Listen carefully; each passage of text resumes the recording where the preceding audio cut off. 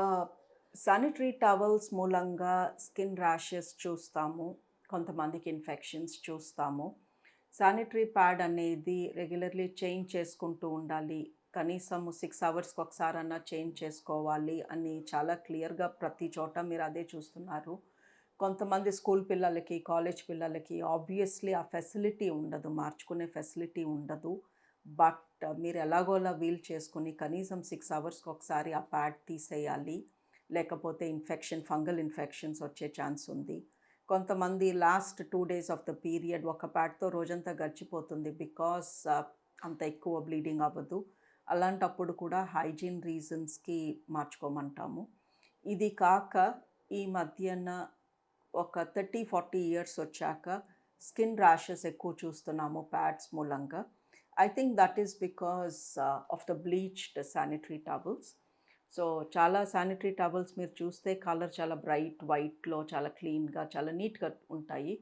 అందులో cotton bleach చేయబడి ఉంటుంది. ఆ బ్లీచ్ మూలంగా we are seeing skin rashes.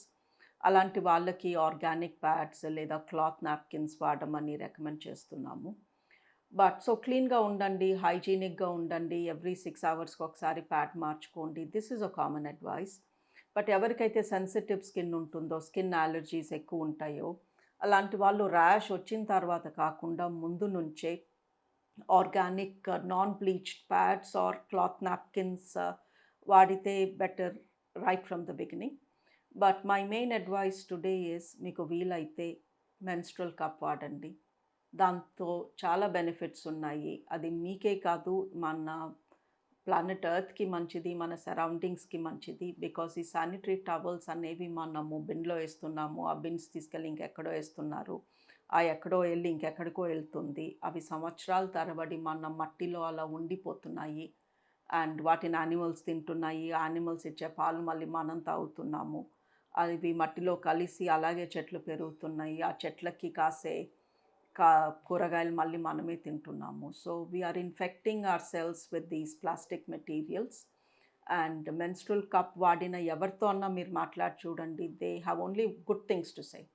ఇవాల్టి వరకు నా కెరియర్‌లో మెన్స్ట్రువల్ కప్ వాడిన మూలంగా నేను ఇబ్బంది పడ్డాను. లేదా వాడిన మూలంగా నా హెల్త్ పాడైపోయింది అని చెప్పిన వాళ్ళు నేను ఒక్కరిని కూడా కలవలేదు.